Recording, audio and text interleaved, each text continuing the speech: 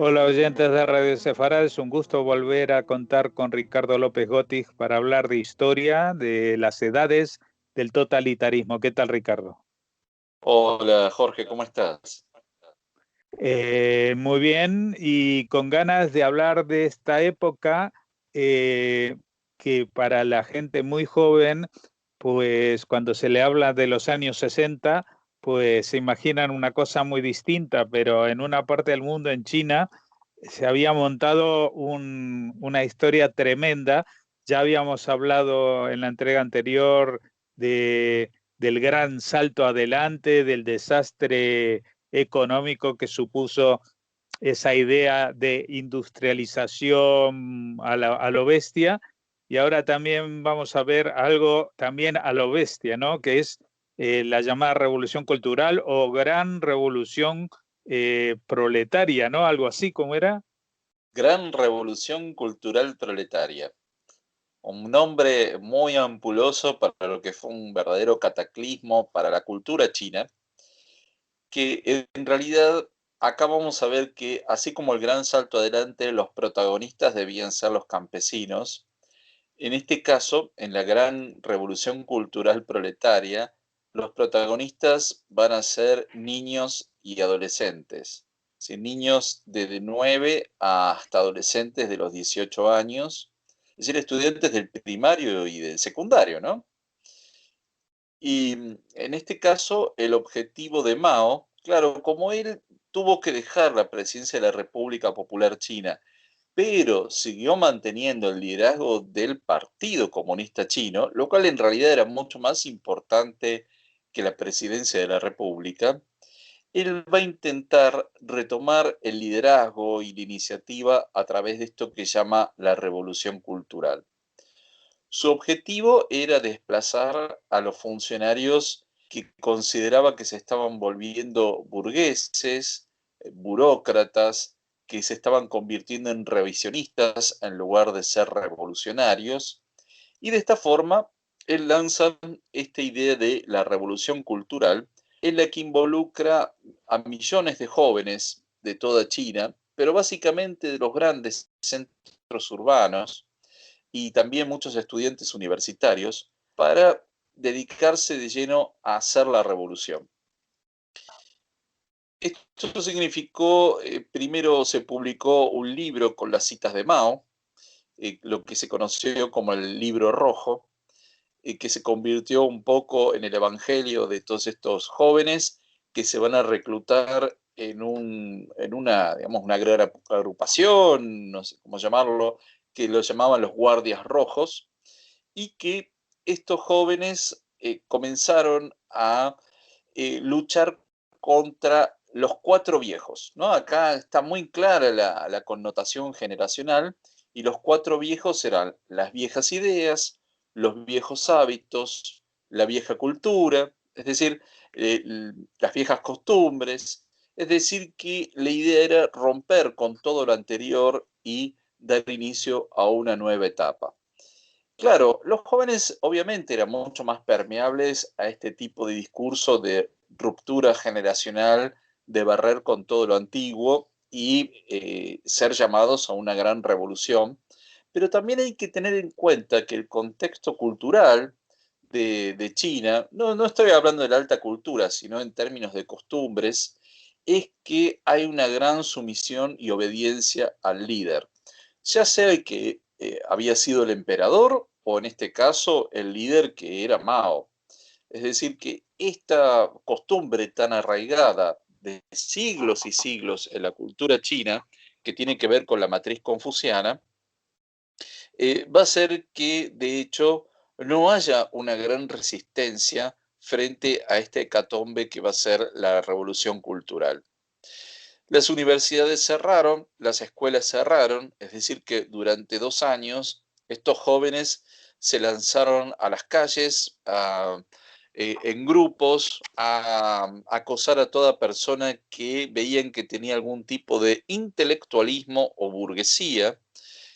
Atacaron a sus profesores, irrumpían en las oficinas gubernamentales. Hubo escenas en las que 200 jóvenes irrumpían en la oficina de un ministro para gritarle qué era lo que tenía que hacer.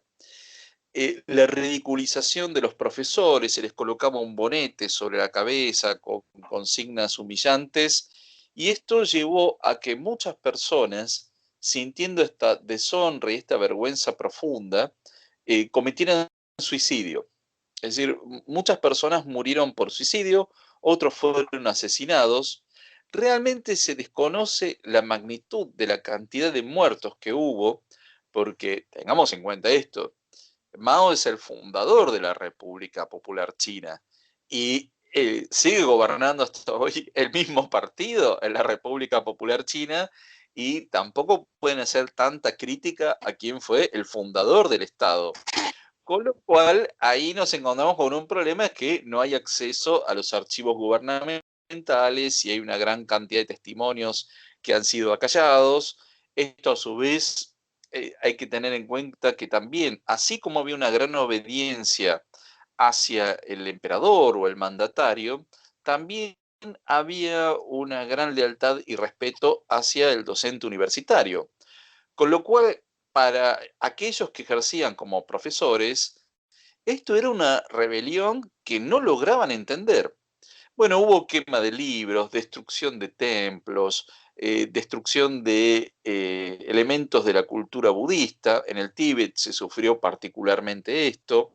Destrucción de antiguas estatuas, destrucción de instrumentos musicales que eran occidentales.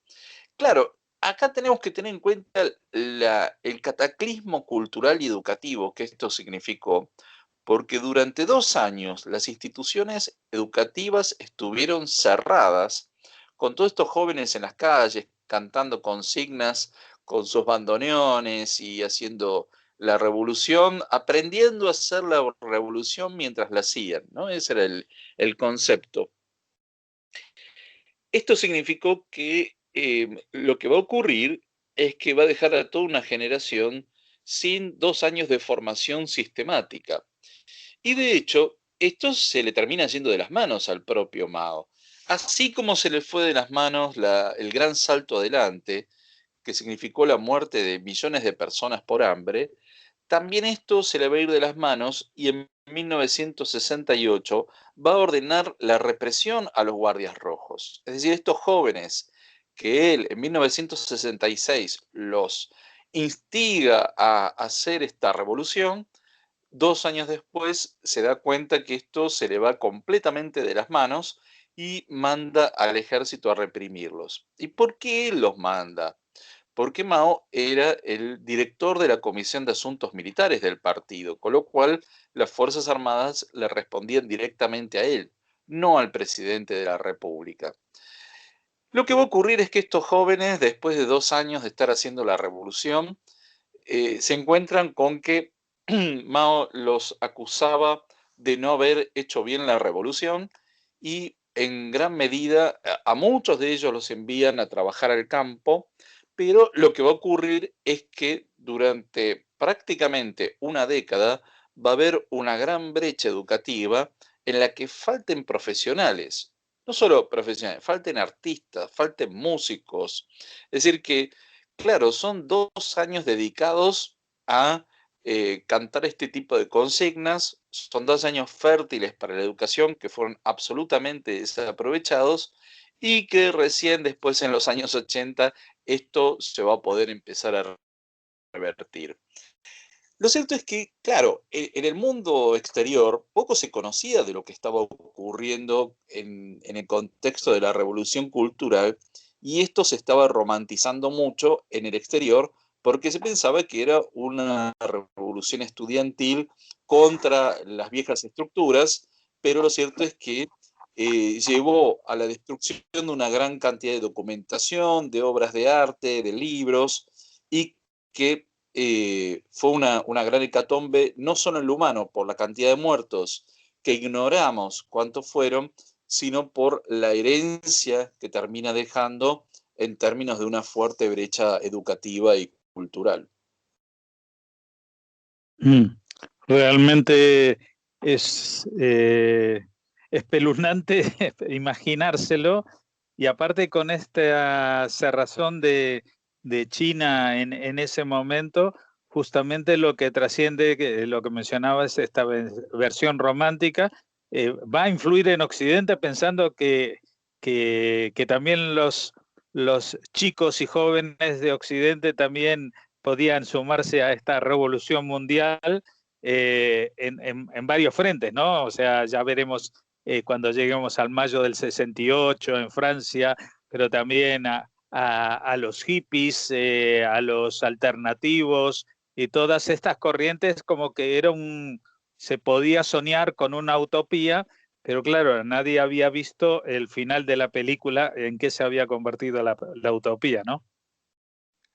Lo que va a ocurrir en China es parte de toda una rebelión generacional y que en Occidente y en particular en Estados Unidos estamos viviendo todo el movimiento de la contracultura, en Francia el Mayo francés, en Checoslovaquia lo que vimos de la Primavera de Praga, que tenía otra significación política, pero la revolución cultural va a significar primero una enorme catástrofe en términos gubernamentales y educativos, y ese colapso que estaba teniendo la República Popular China también preocupó a la Unión Soviética, porque tenemos que tener en cuenta que era un vecino con una enorme población que estaba colapsando, por lo tanto eso también llevaba a la preocupación del liderazgo soviético.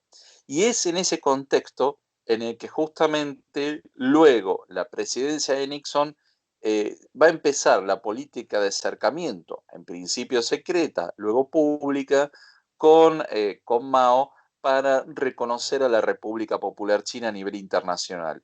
Y esto ayudaba también a estabilizar internamente al régimen, es decir, era un logro exterior de la política de Mao y que contribuía también a estabilizar internamente a China luego de lo que había sido la catástrofe de la revolución cultural.